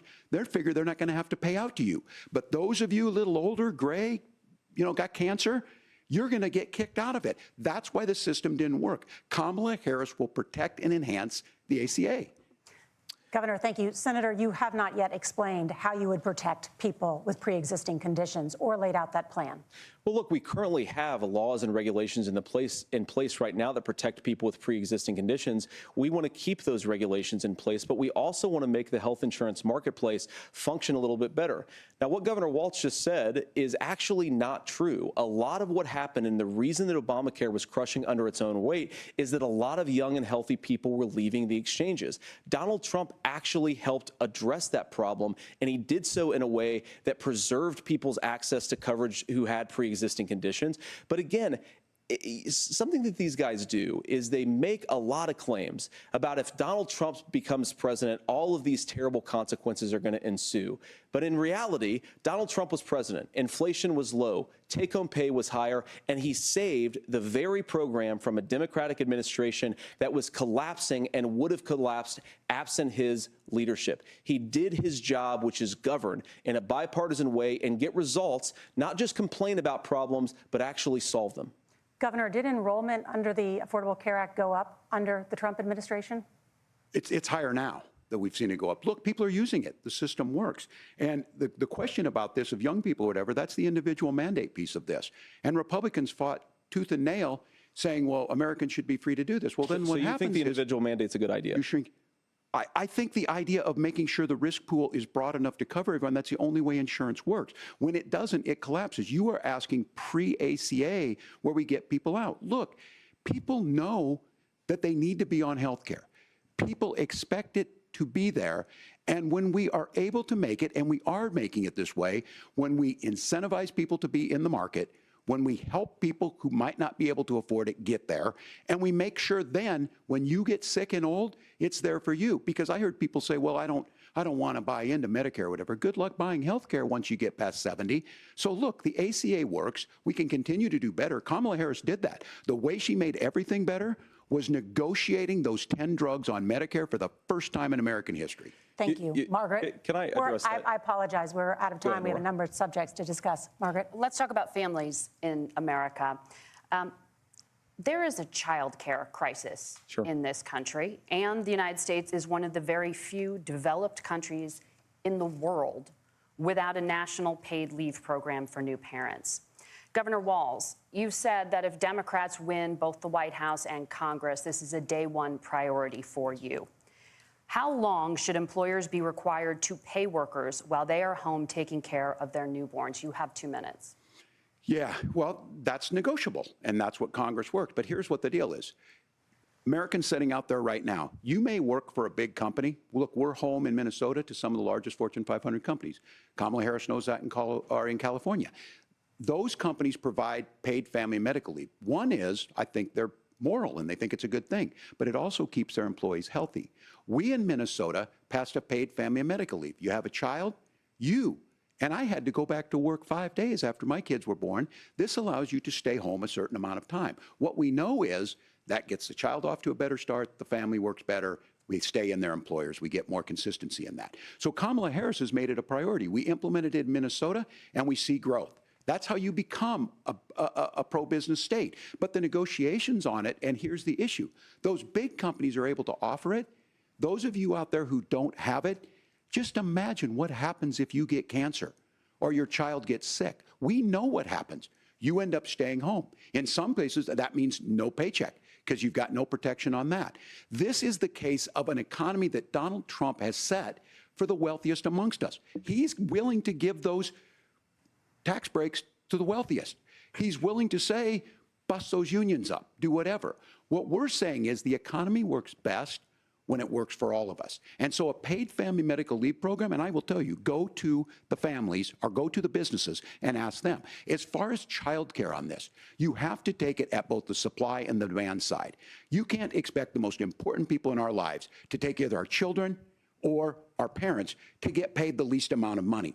And we have to make it easier for folks to be able to get into that business and then to make sure that folks are able to pay for that. We were able to do it in Minnesota, and I'm still telling you this. We were listed as the best state. We're still in crisis on this. A federal program of paid family and medical leave and help with this will enhance our workforce, enhance our families, and make it easier to have the children that you want. Governor, your time is up. Senator, do you support a national paid leave program? And if so, for how long should employers be mandated to get the pay fuck their back to employees work, while they bitch. are home taking care of their newborns? Get back to You have work! 2 minutes. Yeah, well, first of all, Margaret, a number of my Republican colleagues and some Democrats, too, have worked on this issue. And I think there is a bipartisan solution here because a lot of us care about this issue. I mean, look, I speak from this very personally because I'm married to a beautiful woman who is an incredible mother to our 3 beautiful kids, but is also a very, very brilliant corporate litigator. And I'm so proud of her. But being a working mom, even for somebody with all of the advantages of my wife, is extraordinarily difficult. And it's not just difficult from a policy perspective. She actually she had access to paid family leave because she worked for a bigger company. But the cultural pressure on young families and especially young women, I think makes it really hard for people to choose the family model they want. A lot of young women would like to go back to work immediately. Some would like to spend a little time home with the kids. Some would like to spend longer at home with the kids. We should have a family care model that makes choice possible. And I think this is a very important substantive difference between Donald Trump and Kamala Harris's approach. I mean, look, if you look at the federal programs that we have that support paid family leave right now, the Community Development Block Grant, and there's another block grant program that spends a lot of money from the federal government. These programs only go to one kind of child care model. Let's say you'd like your church maybe to help you out with child care. Maybe you live in a rural area or an urban area and you'd like to get together with families in your neighborhood to provide child care in the way that makes the most sense. You don't get access to any of these federal monies. We want to promote choice in how we deliver family care and how we promote child care because, look, it is unacceptable.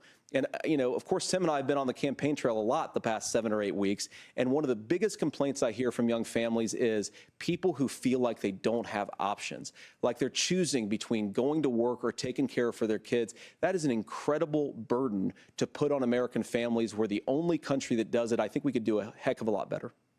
Senator, thank you. You have also said, Senator Vance, many things about the American family. The Federal Reserve says parents will spend nearly as much on child care as they do on housing each month. By the way, moderators have been carrying this for Walz. President Trump recently said, as much as child care is talked about as being expensive, it's relatively speaking not very expensive compared to the kinds of numbers we'll be taking in. Is President Trump committed to the $5,000 per child tax credit that you have described? You have 1 minute. Well, what President Trump said, Margaret, I just want to defend my running mate here a little bit, is that we're going to be taking in a lot of money by penalizing companies for shipping jobs overseas and penalizing countries who employ slave laborers and then ship their products back into our country and undercut the wages of American workers. It's the heart of the Donald Trump economic plan. Cut taxes for American workers and American families.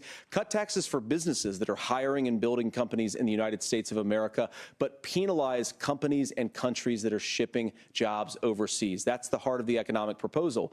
And I think what President Trump is saying is that when we bring in this additional revenue with higher economic growth, we're going to be able to provide paid family leave, child care options that are viable and workable for a lot of American families. Can you clarify how that will solve the child care shortage? Well, because as Tim said, a lot of the child care shortage is we just don't have enough resources going into the multiple people who could be providing family care options. And we're going to have to, unfortunately, look, we're going to have to spend more money. We're going to have to induce more people to want to provide child care options for American families, because the reason it's so expensive right now is because you've got way too few people providing this very essential service. Thank you, Senator. Governor Walz, your ticket also has some child care tax credit proposals. Do you think Congress will agree to the $6,000 credit for newborns and $3,000 credit for children over the age of 6, as your campaign has promised? Is that realistic? Well, if these members of Congress are listening to anybody, I can tell you, and this is the biggest issue. Everybody listening tonight knows. I mean, I'm sure they were shocked to hear it's not that expensive. And let's be clear, whether it's $5,000 or $6,000, that pays you about 3 or 4 months. Let's be clear of where we're at on this. It's because we got out of an imbalance on this. We thought we were going to get by not paying people. I don't think Senator Vance and I are that far apart. I'm not opposed to what he's talking about on options. We've done scholarships types of things. I think we need to be open to making the case.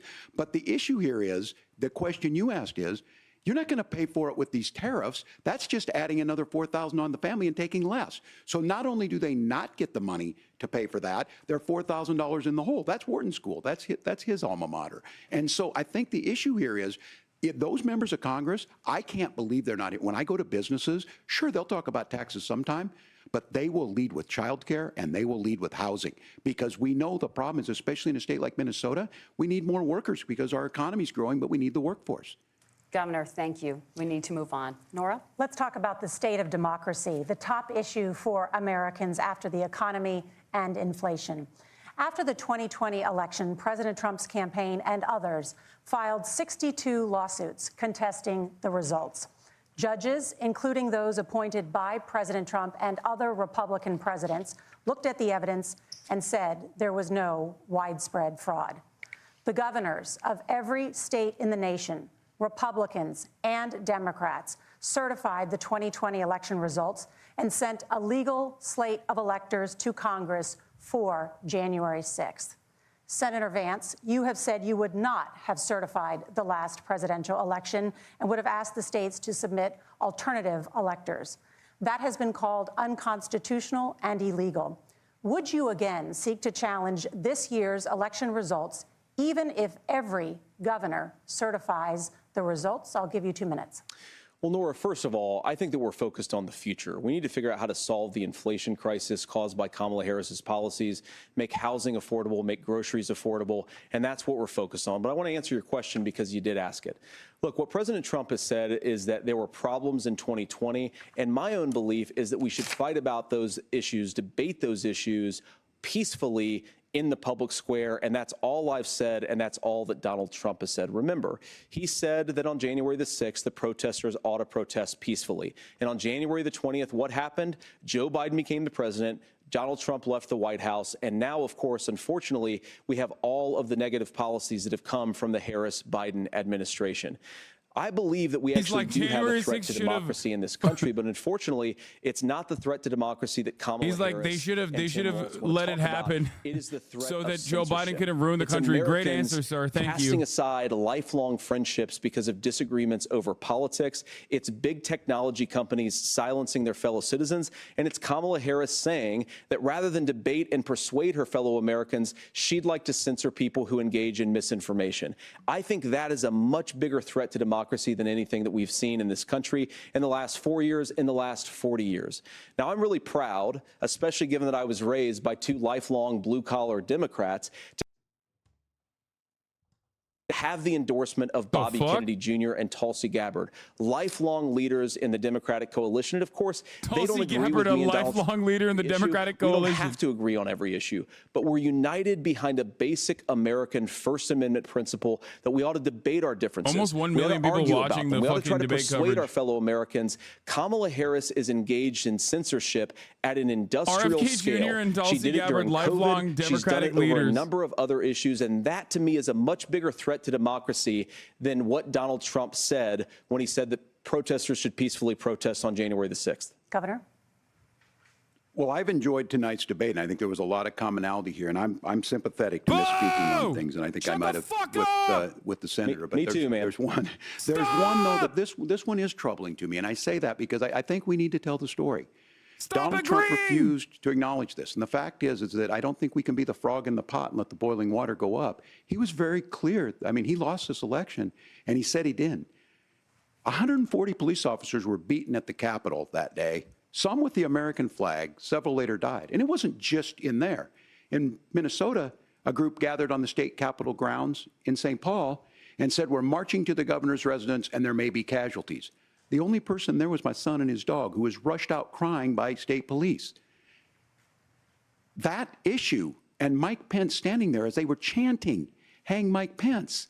Mike Pence made the right decision. So, Senator, it was adjudicated over and over and over. I worked with kids long enough to know, and I said as a football coach, sometimes you really want to win, but the democracy is bigger than winning an election. You shake hands, and then you try and do everything you can to help the other side win. That's what was at stake here. Now, the thing I'm most concerned about is the idea that imprisoning your political opponents, already laying the groundwork for people not accepting this. And a president's words matter. A president's words matter. People hear that. So I think this issue of settling our differences at the ballot box, shaking hands when we lose, being honest about it, but to deny what happened on January 6th, the first time in American history that a president or anyone tried to overturn a fair election and the peaceful transfer of power. And here we are 4 years later in the same boat. I will tell you this, that when this is over, we need to shake hands this election, and the winner needs to be the winner. This has got to stop. It's tearing our country apart. Margaret? Senator Vance, did you want to respond to that? Yeah, well, look, Tim, first of all, It's really rich for Democratic leaders to say that Donald Trump is a unique threat to democracy when he peacefully gave over power on January the 20th, as we have done for 250 years in this country. We are going to shake hands after this debate and after this election. And of course, I hope that we win, and I think we're going to win. But if Tim Walz is the next vice president, he'll have my prayers, he'll have my best wishes, and he'll have my help whenever he wants it. But we have to remember that for years in this country, Democrats protested the results of elections. Hillary Clinton in 2016 said that Donald Trump had the election stolen by Vladimir Putin because the Russians bought like $500,000 worth of Facebook ads. This has been going on for a long time.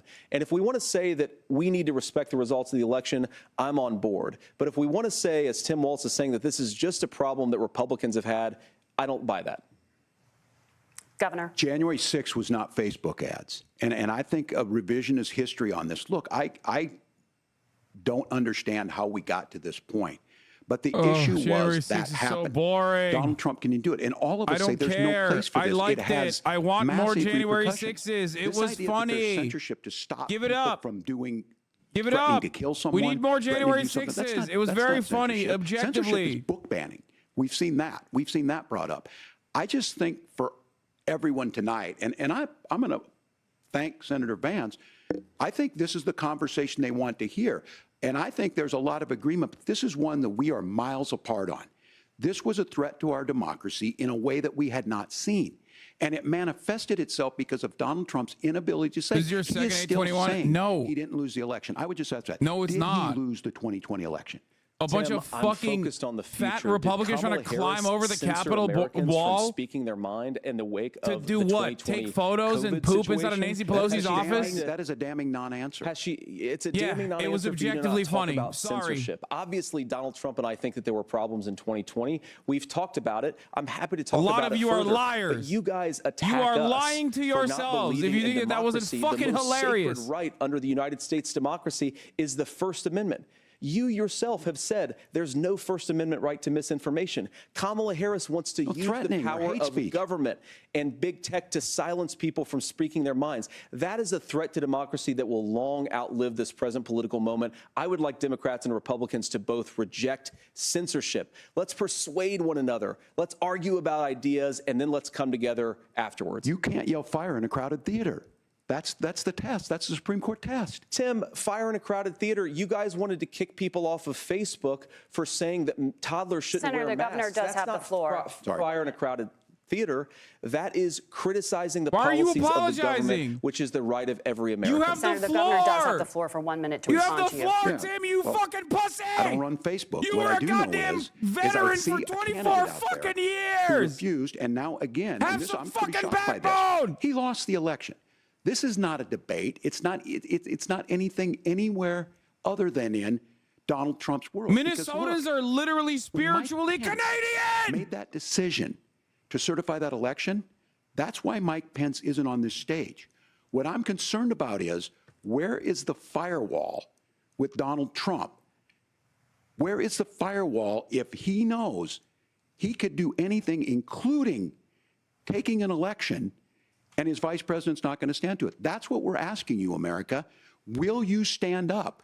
Will you keep your oath of office, even if the president doesn't? And I think Kamala Harris would agree. She wouldn't have picked me if she didn't think I would do that, because of course that's what we would do. So, America, I think you've got a really clear choice on this election of who's going to honor that democracy and who's going to honor Donald Trump. Governor, your time is up. Thank you, gentlemen. We will be right back with both of our candidates. The CBS This News debate vice sucks. presidential In the midst of yelling, he literally just continues. addressed the elephants in the room. Pence is not there. I mean, look, dude, look. This debate is mid, okay?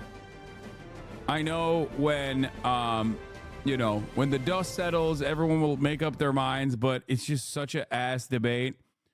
Luckily for the Democrats who really care about Kamala Harris winning, let's be real, it's not all that consequential.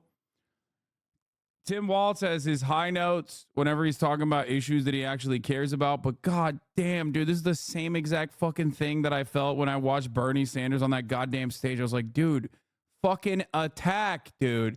Attack! You're debating against a literal Hitlerian candidate who's just sitting there like a fucking insurance salesman on television telling you that the Viagra is supposed to make your dick explode and it's normal and you can't sue the pharmaceutical company. Just address any of his indignity. Address anything that he is doing. Kamala Harris straight up whipped up Donald Trump, sauced him, put him in a fucking pan and fried his ass. Okay? Tim Walz is like, oh my God. Oh, well, I agree with this guy. Don't you know? Oh, I agree with him. I agree. Fucking cook his ass. He sucks. He sucks dick. He's fucking weird. You coined the weird term. Say he's fucking weird because he's weird.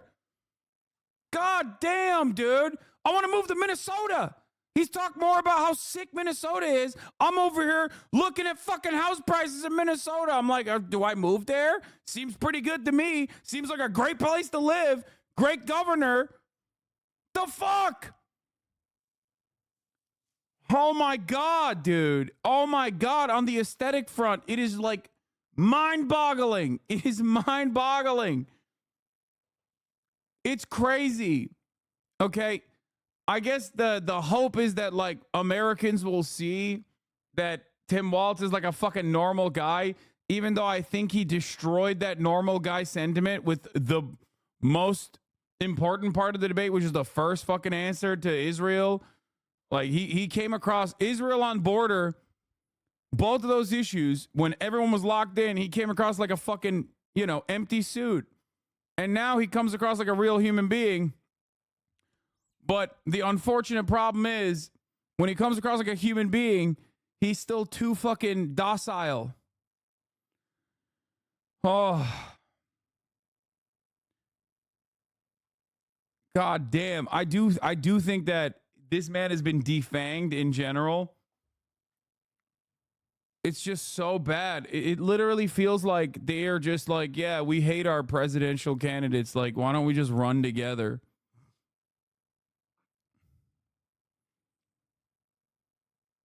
Okay.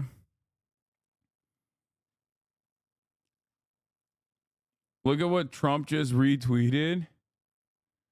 What did he retweet? My daughter was killed in the Parkland shooting. It's abhorrent that Tim Walz has befriended school shooters, disqualifying. Come on, dog. Are you insane? What the? Wait, is this the one guy who like whose daughter died in Parkland, but then was like literally the one guy whose daughter died in Parkland, but thought that it was like fake? That's the guy, right? It's the one crazy one. Okay, yeah, that makes sense. That dude is so insane, dog. He literally thinks the Parkland school shooting was like fake or some shit. It was insane. Anyway, fuck that guy. But also, yeah, I don't know, man. It's just wild. I think it's a perfect demonstration. Like Tim Walz was good pre-Kamala Harris campaign, okay? Tim Walz, bad post-Kamala Harris campaign. Make up your mind about this. To me, it spells, the Kamala Harris campaign is kind of cooking this dude. Like his commentary on issues, the way he communicated issues that he cared about, the way he spoke to them was significantly better. Oh, wait, it's back. But look, the support of the democracy matters. It matters that you're here. And I'm as surprised as anybody of this coalition that Kamala Harris has built, from Bernie Sanders to Dick Cheney to Taylor Swift, and a whole bunch of folks in between there. And they don't all agree on everything. Brian, kill me. But they are truly optimistic people. They believe in a positive future of this country and one where our politics can be better than it is.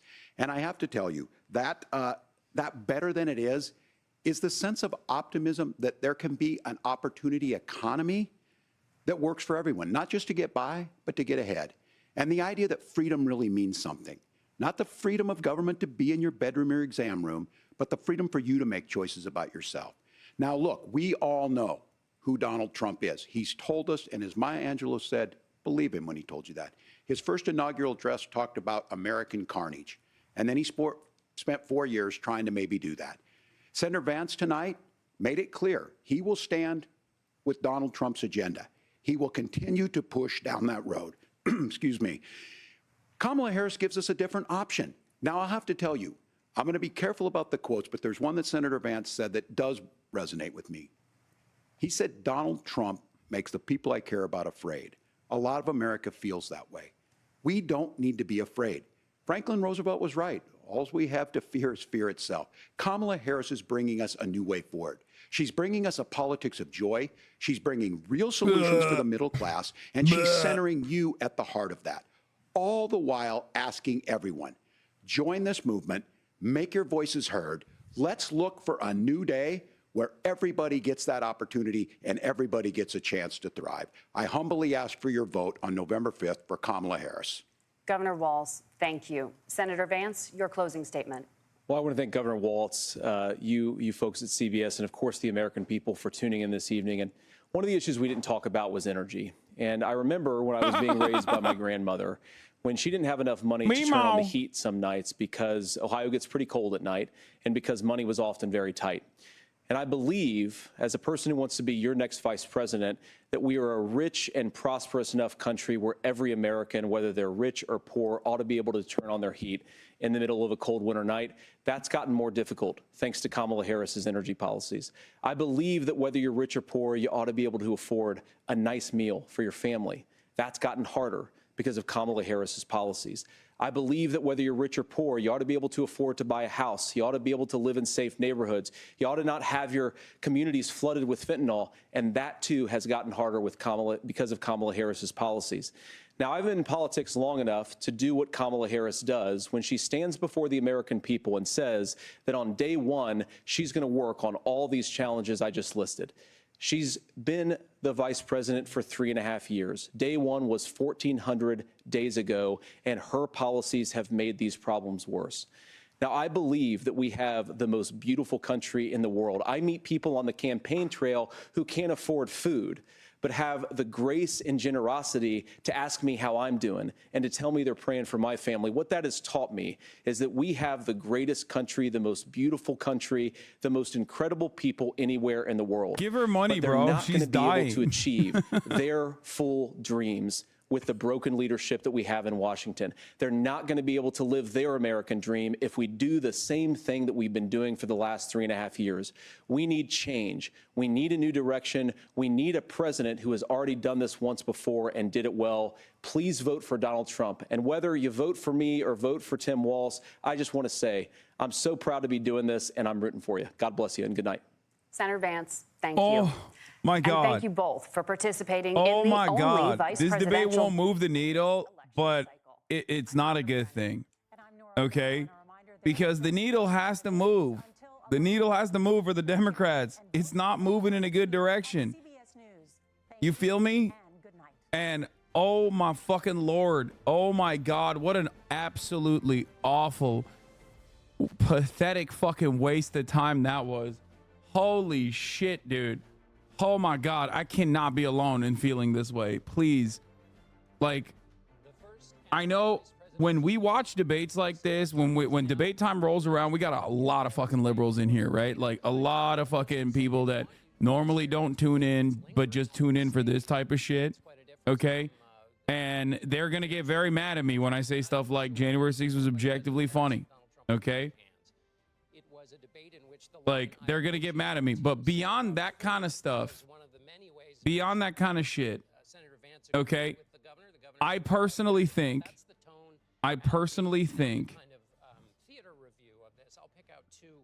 this is the Biden debate, but this motherfucker doesn't have any excuses. I know. I mean, Tim Walz didn't do as poorly as like Donald Trump did, obviously. I hated it. I hated it so much. I hated it to the bottom, from the bottom of my fucking heart. The Democratic Party is so captured by right-wing sentiment, so desperately trying to move the needle in the right-wing direction. Was it worse than you expected?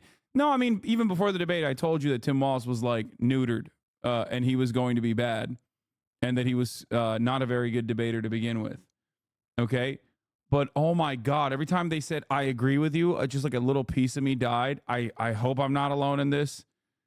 But like, all of the high level, like all of the most consequential stuff, especially that was front loaded, because these debates, usually they do that because by the time like the end of the debate rolls around, nobody's fucking paying attention.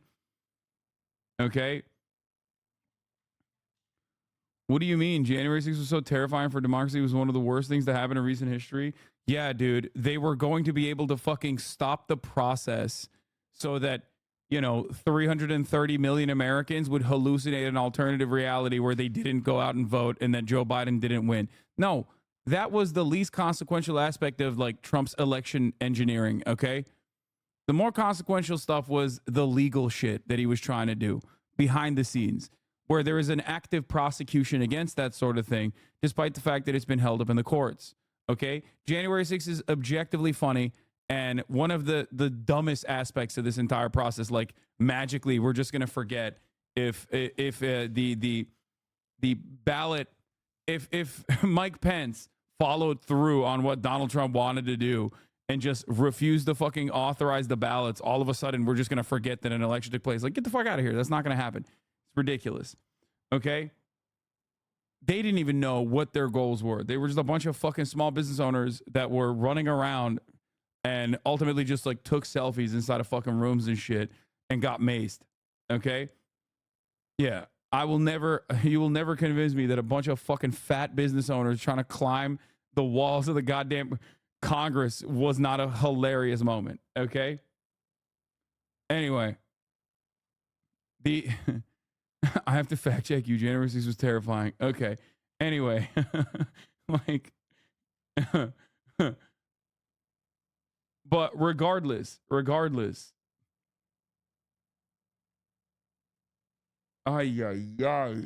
just the amount of fucking right-wing posturing, coming from the Democratic Party, especially from a guy like Tim Walz, is really sad to see. Down the stretch, Vance and Walz competed to see who could trumpet the shittiest endorsement. Vance first met with Tulsi Gabbard and RFK Jr., but Walz came out swinging by reminding everyone Dick Cheney endorsed Kamala. All in all, completely wasted block of time I regret watching. Yeah. It is very, very bad. It is very, very, very bad. I mean, it's still bad that the Americans attempted to push. Dude, come on. We are not organized nearly enough to be able to do that, okay? Ultimately, I'm gonna keep it $1.50. Okay, if the Democrats were just gonna cave and capitulate to right-wing framing, they should have just gone with Josh Shapiro. That's what I said. Okay, if Dems were gonna be this pro-Israel and neuter whatever progressive momentum they would have gone with the Walz pick, they should have just went with Josh Shapiro. Sure, you know, all of his controversies aside, he would have been a better debater. He would have been even a better communicator of Kamala Harris's policies, for sure. Like, I don't think Tim Walz's heart is in it to be like, I love the border wall. I can't wait to build it. I can't wait to fucking, like, he's not there. He's not nearly enough of an empty fucking suit, at least like Josh Shapiro is, you know what I mean? He would have done the Obama speech pattern while being like, yeah, if you like your undocumented migrant, you can't keep it. I'm Josh Shapiro. That type of shit. He would have fucking cooked. He straight up would have cooked. Pennsylvania would have been locked down. Okay. Straight up. Very different election. Very different election for the Democratic Party. You didn't build that? And pussy too? Anyway.